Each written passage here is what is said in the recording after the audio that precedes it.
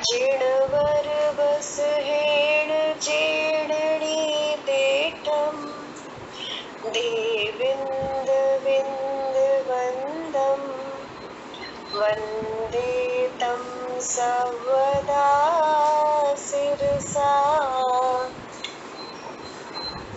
बहुत अच्छा।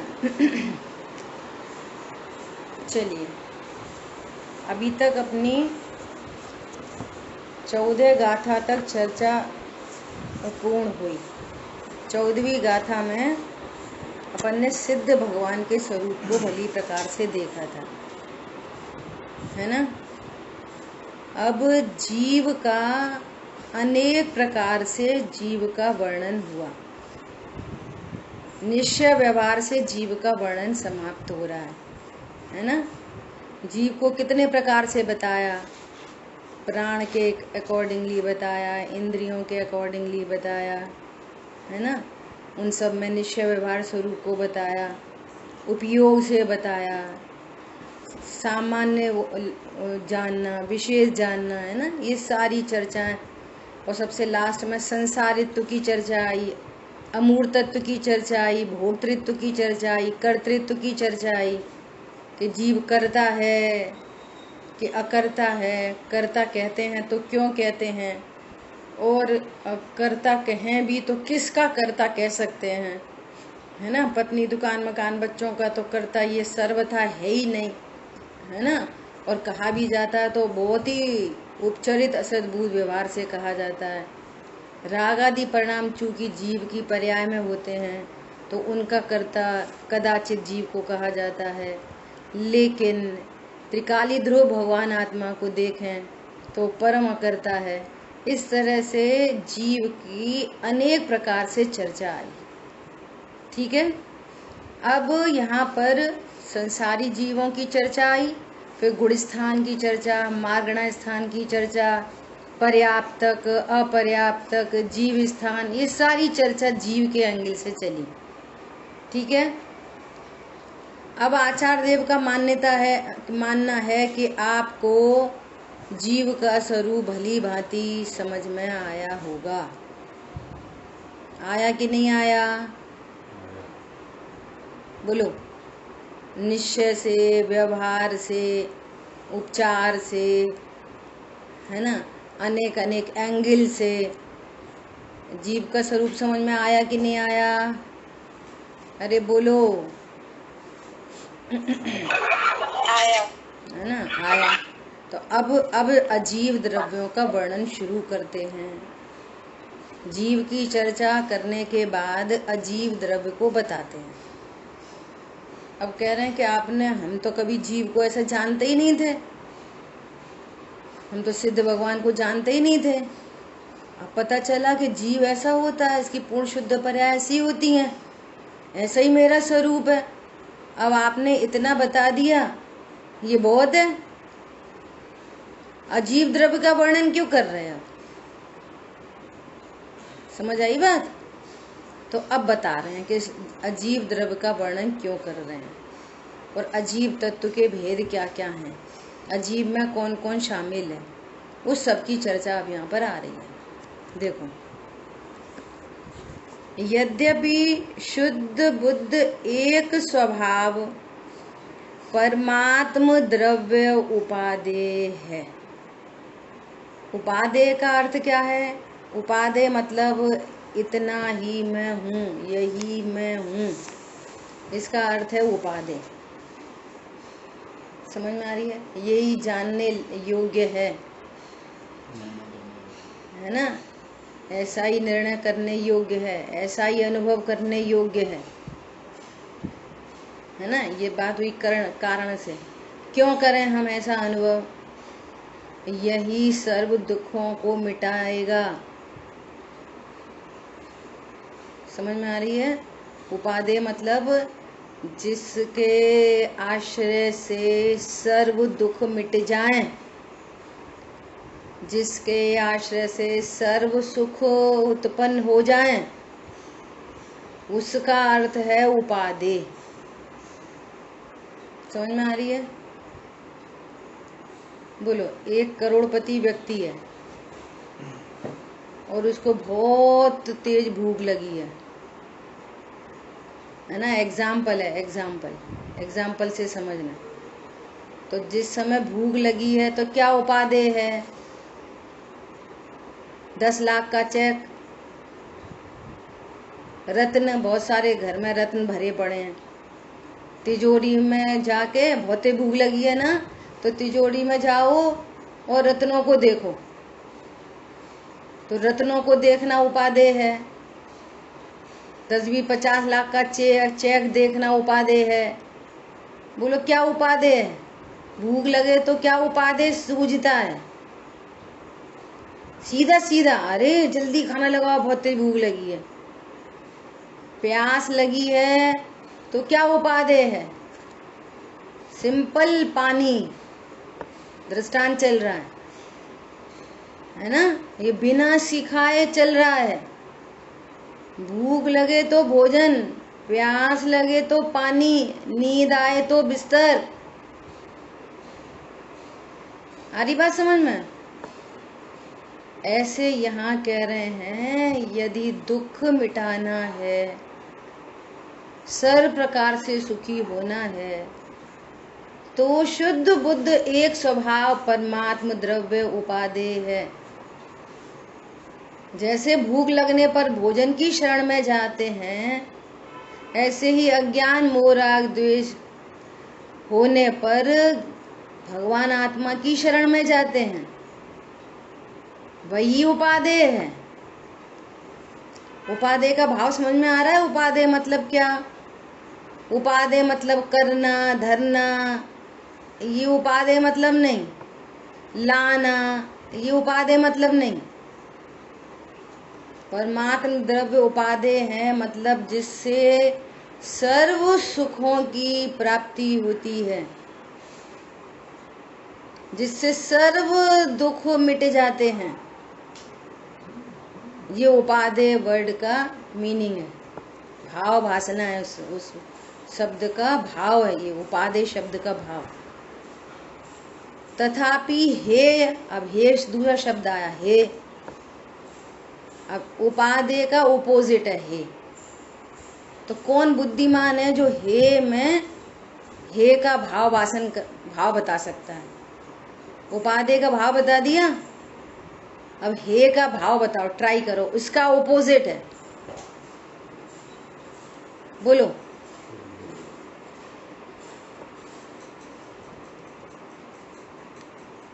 अरे बोलो, ट्राई करो। वो सब घर के ही लोग हैं, कोई कुछ नहीं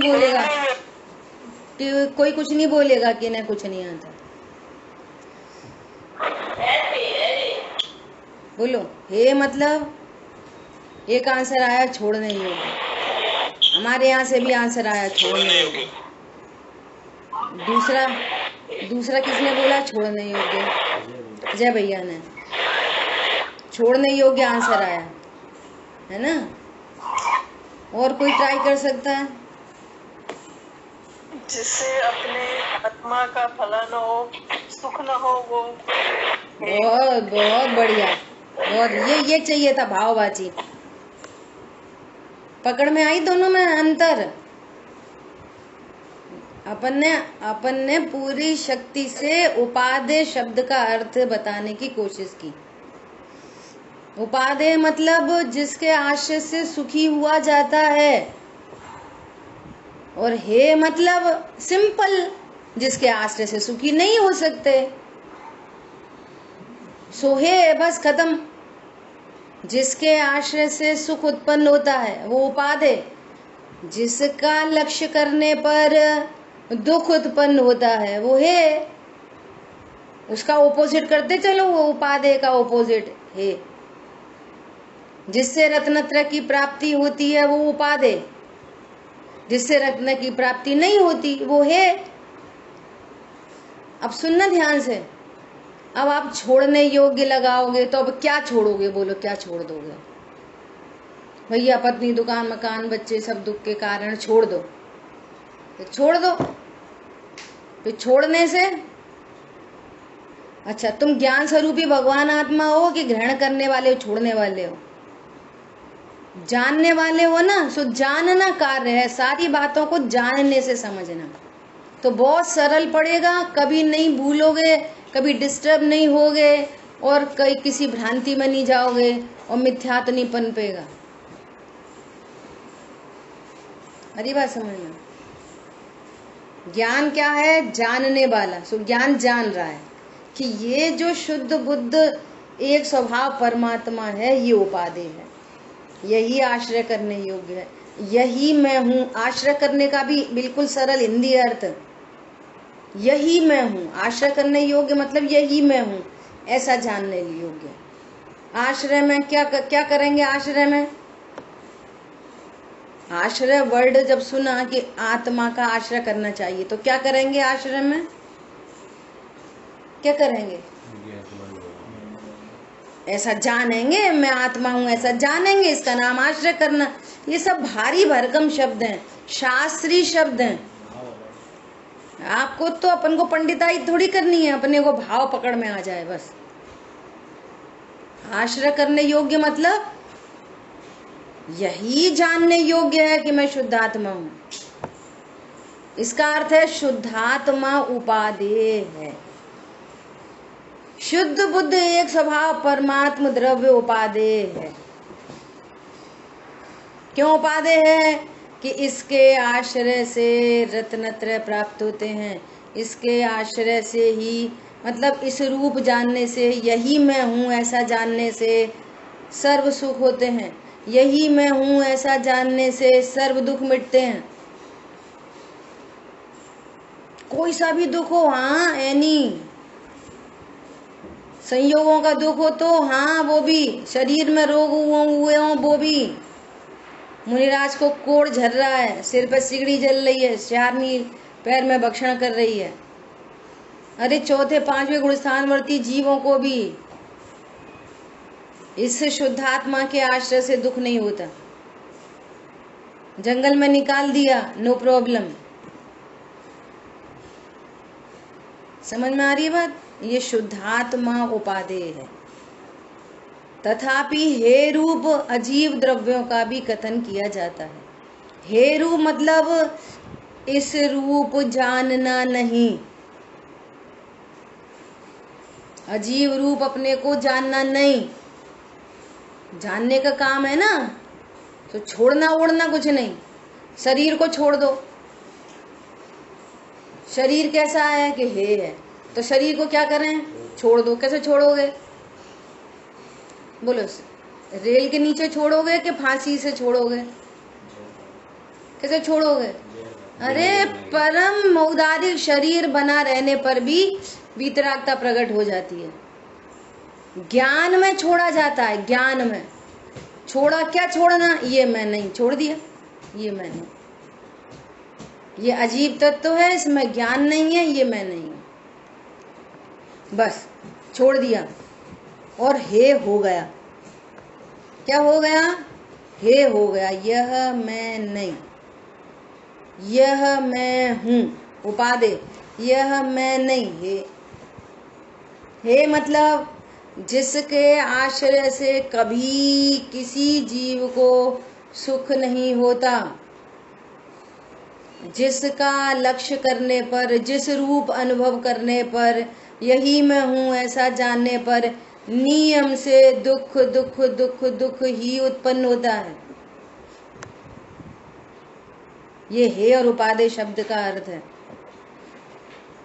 ठीक है, क्या बोल रहे हैं?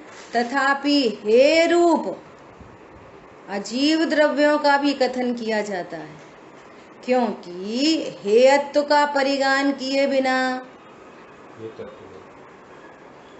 हे तत्व का परिज्ञान किए बिना, ये हे तत्व है मतलब ये मेरे सुख का कारण नहीं है। एक बात, और इतनी बात में बात खत्म नहीं होती, ये दुख का कारण है, दुख का कारण है। समझ में आ रही है? विकल्प पर के लिए अकिंचित करें, मेरे विकल्पों से पर में कुछ नहीं होता। इतने में बात खत्म नहीं होती, तुम्हारे लिए अनर्थकारी है, तुम्हें अनंत बंद होता है उससे। ऐसे ही ये हे तत्व से सुख तो प्रकट होता ही नहीं, उसका लक्ष्य करने से, उस रूप अनुभव करने से सुख तो होता ही नहीं।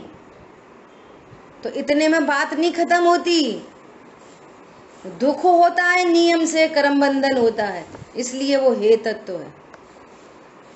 तो उस हे तत्व में कुछ करना है हमको, बोलो हे तत्व में कुछ करना है। भैया हम करने धरने वाली वस्तु है ही नहीं, ये हमने जीव अधिकार में समझ लिया। कुछ करना है, कुछ नहीं करना, उस पर पदार्थ से लाभ हानि की बुद्धि छूट जाए, बस यही है। जान लो बस कि ये सुख का कारण नहीं, बस खत्म कहानी।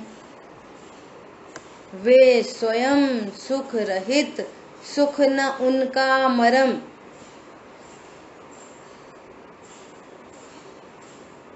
हे प्रभु आपको लख ये निश्चय हुआ, हे प्रभु आपको लख ये निश्चय हुआ, ग्रहित मिथ्या छूट गया। सब जगह यही विधि आएगी। शरण अपनी से कटते स्वयं सब कर्म। वो हे तत्व है ना, इसलिए क्या करूं, बाय दृष्टि तजूं, मतलब पर को सुख दुख का कारण मानना छोड़ दूं। छोड़ने के नाम पर अज्ञानता छोड़ दूं, भ्रांति छोड़ दूं, विपरीत विश्वास को छोड़ दूं। तो वो कैसे छूटेंगे, छोड़ने से कैसे छूट जाएंगे। अब निजातम भजूं, बाहे दृष्टि तजूं, अब निजातम भजूं, लीन निज में हुए से मिले सब पद परम। सर्व सुखों की प्राप्ति होती है, मंगल विधान है ना ऐसा। ये हे और उपादेय के भाव वासना के लिए अपन इतनी चर्चा कर रहे हैं। तो कह रहे हैं हे तत्व का परिज्ञान किए बिना, उसका आश्रय छोड़कर उपादेय तत्व का आश्रय नहीं किया जा सकता, इसलिए हम अजीव तत्व को भी बता रहे हैं। जीव तत्व के स्वरूप को जानकर उसका आश्रय करना, अर्थात उस रूप अपने को अनुभव करना, और अजीव तत्व का स्वरूप समझकर उसका आश्रय छोड़ना, मतलब उस रूप अपने को अनुभव नहीं करना, सुख के नाम पर उधर नहीं देखना, क्योंकि वे स्वयं सुख रहित हैं। एक व्यक्ति को अपनी बेटी की शादी करनी थी और रिश्ता पक्का हो गया था, लड़की हो गई थी 28-30 साल की, परंतु पिता को ये टेंशन थी कि अब शादी के लिए पैसे कहाँ से लाएं।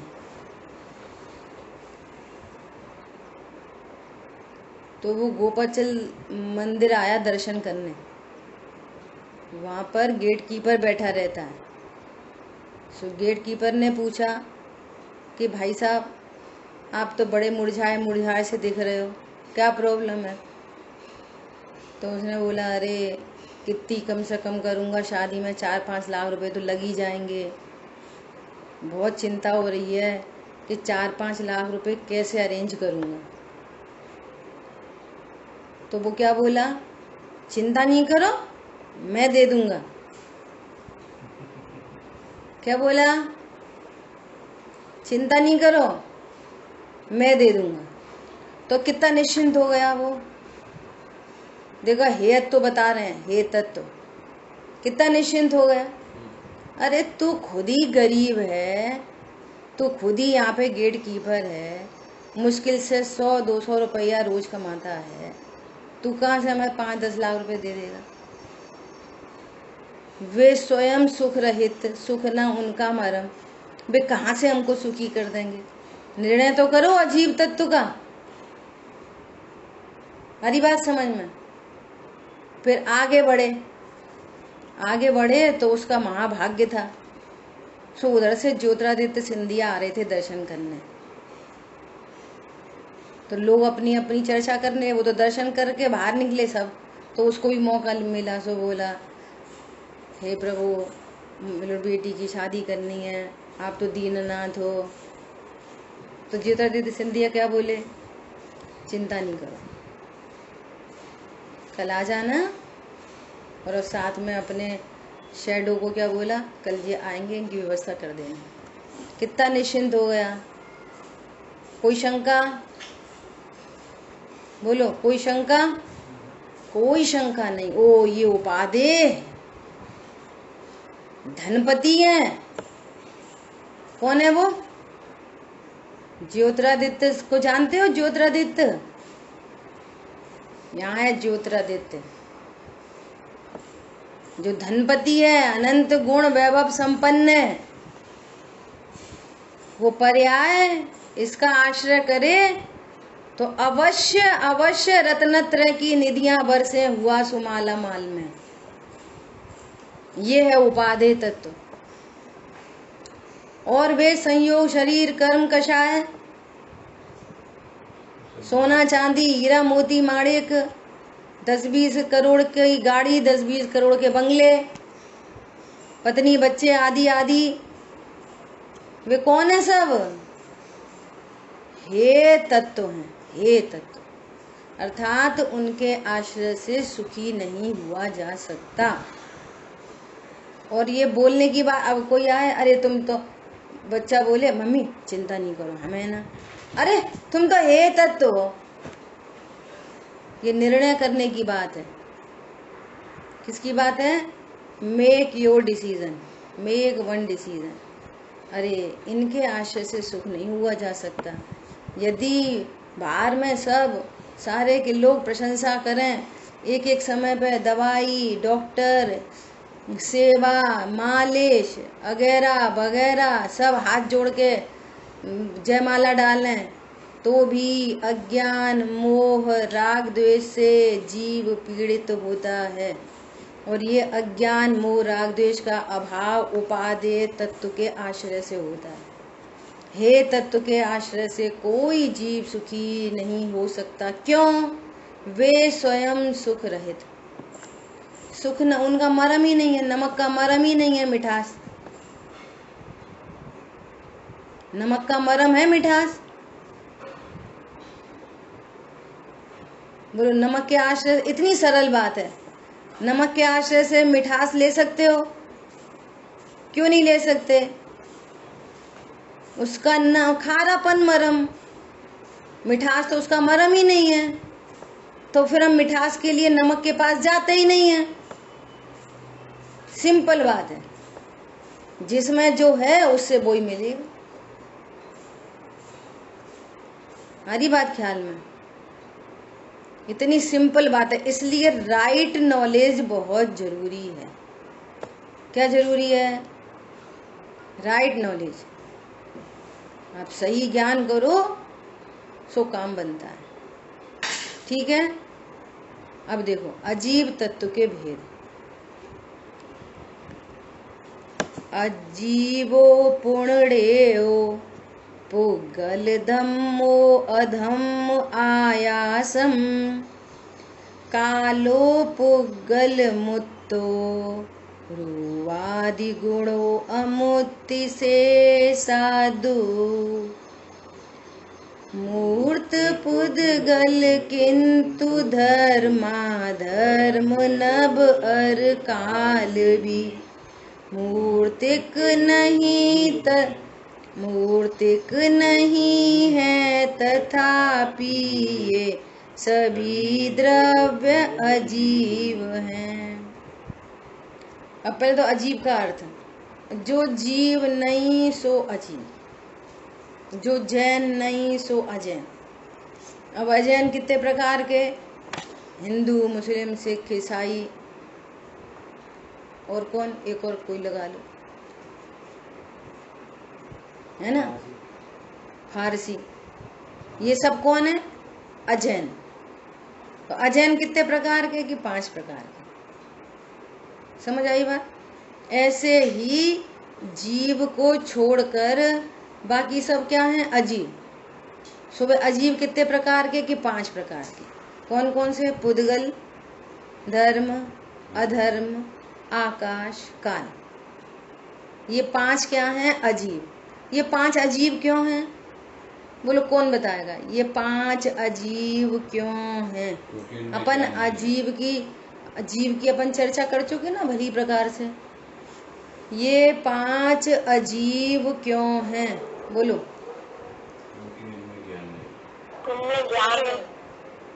इनमें ज्ञान दर्शन नहीं। हाँ, इनमें ज्ञान दर्शन नहीं है, इसलिए ये सब अजीब है। तो अब अजीब अगेन 2 प्रकार के। अजीब अगेन 2 प्रकार के। एक तो मूर्तिक, एक तो मूर्तिक, एक तो अमूर्तिक, और बाकी 4 मूर्तिक। एक मूर्तिक, बाकी सारे अमूर्तिक। ये तो बोल रहा है। एक मूर्तिक और बाकी 4 अमूर्तिक। और क्या बोल रहा है? अच्छा, उल्टा बोला, सीधा कर लो। एक अजीब 5 है ना, तो 5 अजीब में एक द्रव्य तो है मूर्तिक और 4 हैं अमूर्तिक।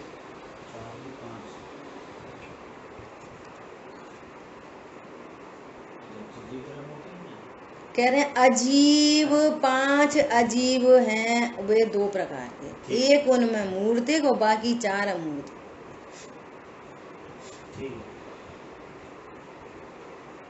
बड़ी समस्या है।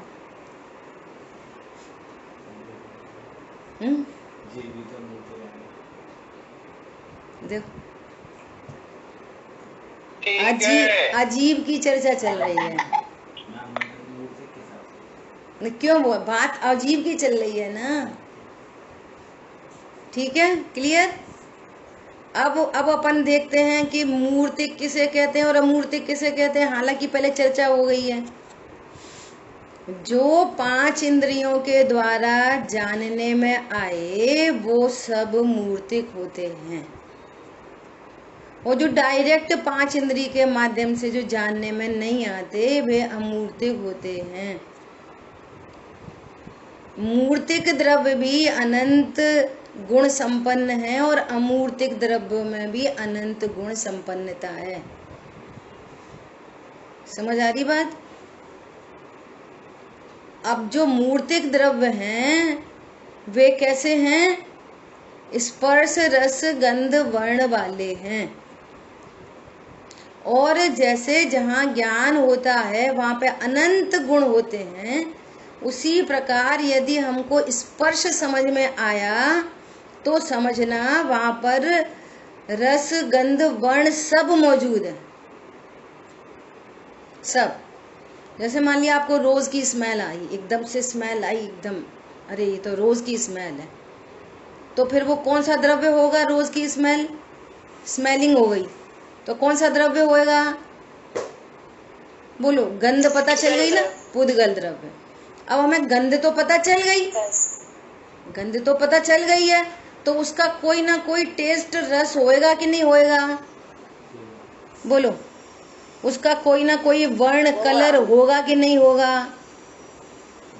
हमें तो दिख नहीं रही। अरे हमें चर्म चक्षु से नहीं दिख रही, परंतु उसका कोई ना कोई वर्ण अवश्य होता है। वो बहुत सूक्ष्म है, सो हमें जानने में नहीं आ रहा। बट जहाँ पर स्पर्श है वहां पर 4 गुण हैं, 4 गुणों की पर्याय, अनंत गुण है और 4 गुणों की पर्याय वहां विद्यमान है। समझ आ गई बात? इस पुद्गल में स्पर्श रस गंध वर्ण होता है, सो वो मूर्तिक कहलाते हैं। और जिनमें स्पर्श रस गंध वर्ण नहीं होता वे अमूर्तिक होते हैं। पॉइंट समझ में आया? तो अभी अपन अजीब की बात कर रहे हैं। तो अजीब द्रव्यों में पुद्गल द्रव्य मूर्तिक है और बाकी 4 धर्म अधर्म आकाश काल ये अमूर्तिक हैं। ये 5 इंद्रिय के माध्यम से जानने में नहीं आते। लेकिन जानने में आते हैं। कैसे जानने में आते हैं? जा वाणी के ज्ञान से सूझे लो का लो। जिन वाणी के ज्ञान से जानने में आते हैं। सर्वज्ञ देव ने कहा है 5 द्रव्य होते हैं अजीब, तो होते हैं उनने बताया। कर्म नहीं दिखाई देते ना, कर्म नहीं दिखाई देते, तो कर्म होते हैं कि नहीं होते हैं? बोलो। सब कहते हैं हिंदू मुस्लिम सिख ईसाई, कर्म तो नहीं दिखते लेकिन होते हैं। तो वे कर्म पुद्गल हैं, मूर्तिक हैं कि अमूर्तिक हैं? कर्म बोलो। मूर्तिक हैं। वे पुद्गल होने से मूर्तिक हैं, हमको नहीं दिख रहे वो अलग बात है। अभी आएगी चर्चा पुद्गल कितने प्रकार का, स्थूल स्थूल स्थूल स्थूल सूक्ष्म सूक्ष्म फिर सूक्ष्म सूक्ष्म, ऐसी सब चर्चा आएगी। अभी बहुत मजा आने वाला है। पुद्गल की पर्यायों को जब सुनोगे ना तब पता चलेगी, अरे ये पुद्गल है। जैसे अभी अपन को सिद्ध भगवान के स्वरूप को जान के समझ में, अच्छा सिद्ध भगवान वहां रहते हैं, सिद्ध भगवान का ऐसा स्वरूप है। ऐसे अब पुद्गल के स्वरूप को जानने के लिए तैयार हो जाओ सब। जिनवाणी के स्वाध्याय किए बिना कुछ नहीं जानते, कुछ भी नहीं। ठीक है, देखो आगे पढ़ रहे हैं।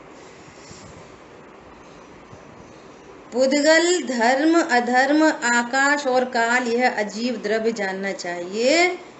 पुद्गल द्रव्य रूपादि गुण वाला मूर्तिक है और शेष द्रव्य अमूर्तिक अरूपी है। अब भावार्थ, अजीब का अर्थ, जिन द्रव्यों में जानने देखने की शक्ति न हो उन्हें अजीब द्रव्य कहते हैं। चर्चा हो गई कि वे अजीब क्यों है, उनमें जानना देखना नहीं है। सिंपल बात है। अजीब द्रव्य के भेद, अजीब द्रव्य के 5 भेद हैं, पुद्गल, धर्म, अधर्म, आकाश, काल। इनमें से पुद्गल द्रव्य मूर्तिक है, शेष 4 द्रव्य अमूर्तिक अरूपी हैं। अब रूपी अरूपी का क्या स्वरूप है? जिसमें स्पर्श रस गंध और वर्ण हो वह मूर्तिक है और जिसमें न हो वह अमूर्तिक है। 7वीं गाथा में अमूर्तिक की व्याख्या दी गई है। अमूर्तिक द्रव्यों में इन 4 गुणों और इनकी पर्यायों का चार्ट पहले दिया जा चुका है, सो वहां से देखना। अब 2 मिनट में तात्पर्य और पढ़ लेते हैं, है ना। उपादेय भूत अनंत सुख रूप जीवास्थि काय से विलक्षण होने के कारण यह हे तत्व है, ऐसा समझना चाहिए। विलक्षण मतलब ओपोजिट, विशेष लक्षण, विपरीत लक्षण मतलब ओपोजिट। जीवास्थि का सुख स्वरूप है, इससे ओपोजिट ये दुख स्वरूप है। ये सुख स्वरूप नहीं है ना। सो वे हे तत्व है, अर्थात वे लक्ष्य करने योग्य नहीं है, उस रूप जानने योग्य नहीं है। मैं गोरा काला मोटा पतला हूँ, ये जानने योग्य नहीं है, क्योंकि ये अजीब का लक्षण है, ये पुद्गल का लक्षण है। मोटा पतला, गोरा काला, लंबा चौड़ा, ठंडा गरम, हल्का भारी, सुगंध दुर्गंध, ये सब अजीब के लक्षण हैं। ये मैं नहीं हूँ, ऐसा समझना चाहिए।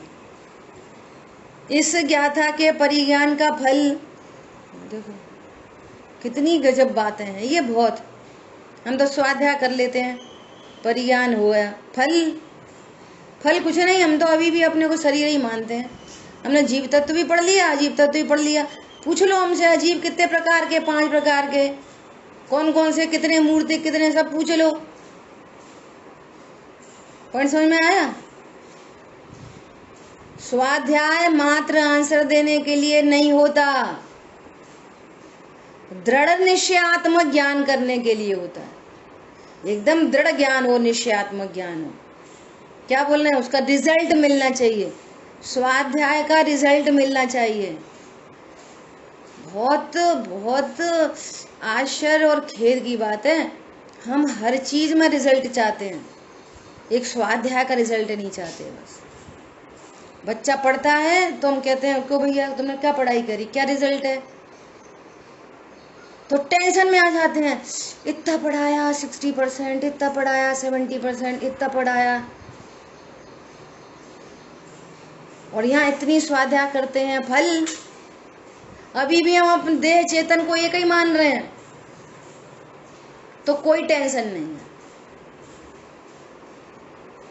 बच्चा 5-10 लाख रुपए लगा के व्यापार धंधा करे और फल नहीं आए उसका कुछ भी, तो पूरे घर वाले चढ़ जाएं उसके ऊपर, जबकि बाहर में दोनों केस कर्माधीन विनाशी हैं, फिक्स है वो सब, और यहाँ पुरुषार्थ के अधीन है। ये स्वतंत्रता है, संगी पंचेंद्रिय है, कर सकते हैं, तत्व निर्णय किया जा सकता है। सो यहाँ स्वाध्याय के फल की कोई चिंता नहीं है। लोगों को बरसों बरसों होते हैं, हिट भी नहीं होती, अटैकिंग भी नहीं होती। ओ जड़ चेतन भिन्न भिन्न होते हैं, विलक्षण द्रव्य हैं ये। मैं अजीब नहीं हूँ, मैं लड़का लड़की नहीं हूँ। इस गाथा के परिज्ञान का फल ऐसा दृढ़ निश्चयात्मक ज्ञान होना कि परमात्म तत्व से अजीव द्रव्य भिन्न है। ये परिज्ञान करने के लिए स्वाध्याय कर रहे हैं अजीब तत्व को। अब देखो भिन्न का अर्थ बता रहे हैं। भिन्न मतलब हाँ अजीब से अजीब भिन्न, हाँ भिन्न मतलब अर्थात जीव उसका किसी भी प्रकार से कुछ नहीं कर सकता, यह भिन्न शब्द का अर्थ। और वो भी मेरा कुछ नहीं कर सकता, इसका नाम है भिन्न। भिन्न मतलब मैं नहीं, मेरा नहीं, मैं करता नहीं, भोगता नहीं, अच्छा नहीं, बुरा नहीं, लाभ नहीं, हानि नहीं, इसका अर्थ है भिन्न। जान लिया। कल पता नहीं कौन सी क्लास में चर्चा आई थी, पिताजी ने बोला अब तुम दोनों भाई अलग अलग हो जाओ, शांति से, लड़ाई झगड़ा नहीं करना। अबे दिरानी जेठानी है ना, वे बर्तन लगा रही, सो माँ पे जेठानी के मायके की कटोरी मिली, सो क्या है भिन्न, और अपने अपना डिब्बा मिला सो अभिन्न। अभी अलग नहीं हुई है, अभी 1 हफ्ता लगेगा शिफ्टिंग में, परंतु भिन्नता बाधित हो गई। आ रही बात समझ में? क्या बोल रहे हैं? किसी भी प्रकार से कुछ नहीं कर सकता, वो मुझे दुखी नहीं कर सकता। भिन्न मतलब जो मुझे दुखी नहीं कर सकता, भिन्न मतलब जो मुझे सुखी नहीं कर सकता। ये निर्णय हो बात, ये निर्णयात्मक बात चाहिए, निश्चयात्मक बात चाहिए। स्वाध्याय, भैया बोलते हैं स्वाध्याय हमेशा निश्चयात्मक होना चाहिए। आप निश्चय करो ऐसा।